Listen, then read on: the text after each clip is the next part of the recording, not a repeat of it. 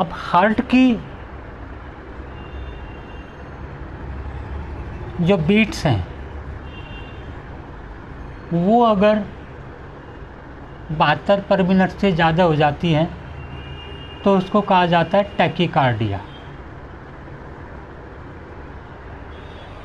अगर इससे कम हो जाती है, काफ़ी कम हो जाती है, 60 या उससे कम हो जाती है, तो उसको बोला जाता है ब्रेडिकार्डिया।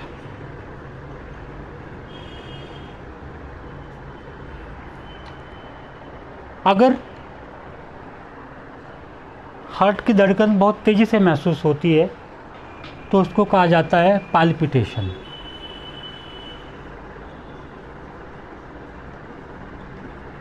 किसी किसी कंडीशन में हार्ट बीट इरेगुलर हो जाती है, कभी कम कभी ज़्यादा, कभी धीरे धीरे चलने लगता है, कभी तेज़ी से चलने लगता है, तो उसको बोला जाता है एरिथमिया।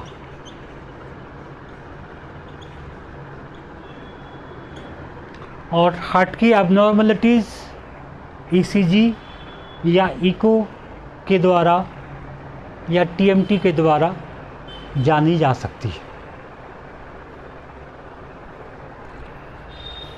हार्ट बेसिकली अपना जो काम करता है उसके लिए कुछ इलेक्ट्रिकल इम्पल्सेस जनरेट होती हैं।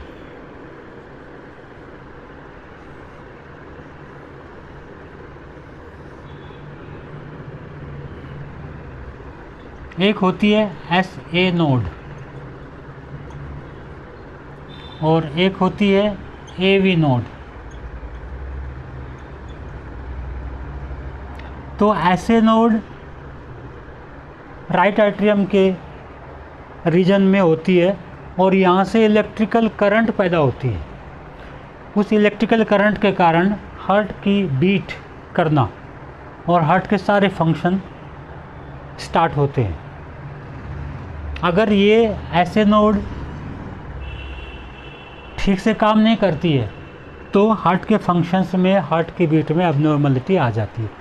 ऐसे नोड से इम्पल्स जाती है एवी नोड को। एवी नोड्स होती हैं यहाँ एट्रियम और वेंट्रिकल के बीच में, और यहाँ से फिर कुछ फाइबर्स निकलते हैं जिसको परकिंजे फाइबर बोलते हैं। ये फाइबर्स इन इम्पल्स को बाकी हार्ट के दूसरे पार्ट्स में लेकर जाती हैं। तो इससे हमारा हार्ट का जो बीट है वो रेगुलेट होता है। ऐसे नोड को पेसमेकर भी कहते हैं, pacemaker of heart.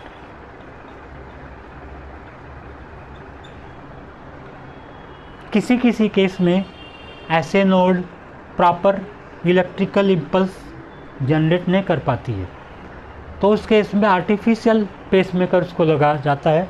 Artificial pacemaker लगा के ऐसे नोड का काम करता रहता है। हार्ट की अपनी ब्लड सप्लाई के लिए होती है कोरोनरी आर्टरीज।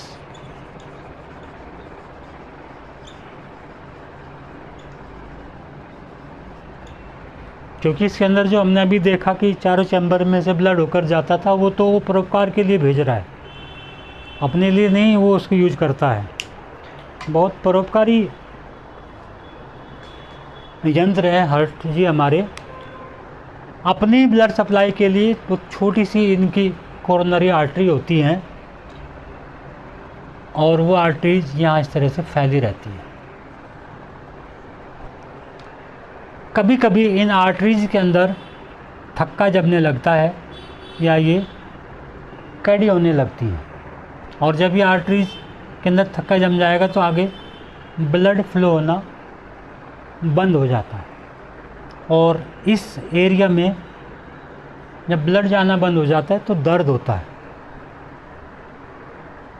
इस दर्द को बोलते हैं angina.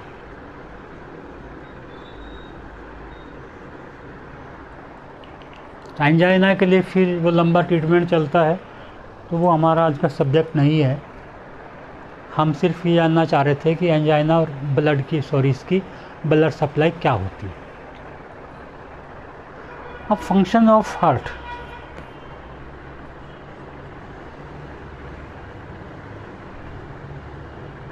Number 1, pumping of blood. पूरे शरीर को यह ब्लड पंप करता है ताकि ऑक्सीजन और न्यूट्रिशन शरीर की हर एक सेल को, हर एक टिश्यू को प्राप्त होता रहे। अगर हार्ट अपने इस काम से छुट्टी ले लेगा तो सेल्स को और टिश्यूज़ को उनका न्यूट्रिशन और ऑक्सीजन मिलना बंद हो जाएगा और वो पार्ट डेड होने शुरू हो जाएंगे। नंबर 2, यह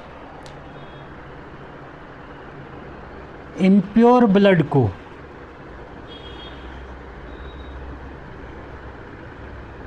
लंग्स में भेजता है, तो वो भी इसी का काम है। लंग्स में नहीं भेजेगा तो लंग्स के अंदर प्यूरिफिकेशन नहीं होगा और फिर बॉडी को इम्प्योर ब्लड मिलता रहेगा। तीसरा, regulation of heart beat.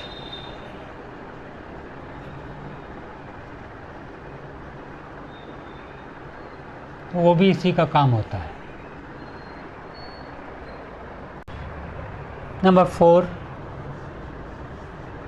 Supply of oxygen to body sales.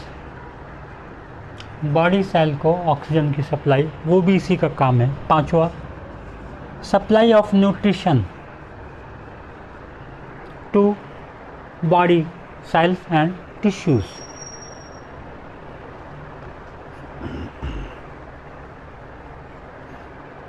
अब हार्ट को हेल्दी रखने के लिए कुछ चीज़ें ज़रूरी हैं। एक तो प्रॉपर वाटर इनटेक, पानी की मात्रा भरपूर होनी चाहिए। कम पानी लेने से हार्ट के ऊपर दबाव ज़्यादा पड़ता है। दूसरा, बहुत ज़्यादा फैटी फूड वो अवॉइड करना चाहिए, क्योंकि ज़्यादा फैटी फूड अगर लेंगे तो उससे ब्लड के अंदर फैट, कोलेस्ट्रॉल बढ़ती है और हार्ट को ज़्यादा काम करना पड़ता है। तीसरा, avoid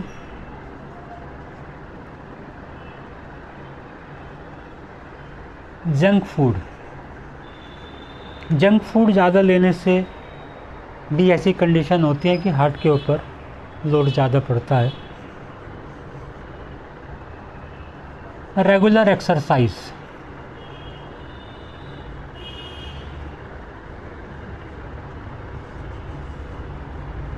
keep your self stress free,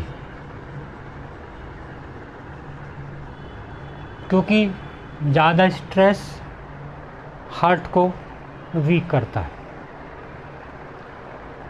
और स्ट्रेस तो हार्ट के अलावा और बहुत सारी चीज़ों को दिक्कत करता है, लेकिन अब हार्ट के रेफरेंस में बात कर रहे हैं तो हार्ट को हेल्दी रखने के लिए ये ज़रूरी है। रेगुलर वॉकिंग,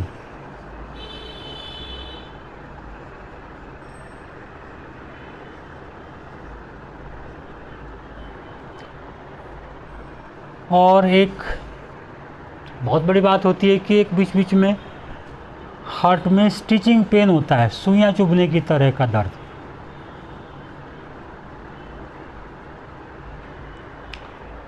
वह दर्द कुछ सेकंड के लिए आता है और फिर ठीक हो जाता है। इंसान सोचता है कि वो तो वैसे ही हो रही थी या गैस का कारण होगा, लेकिन ये एक बड़ी खतरे की घंटी होती है, इसको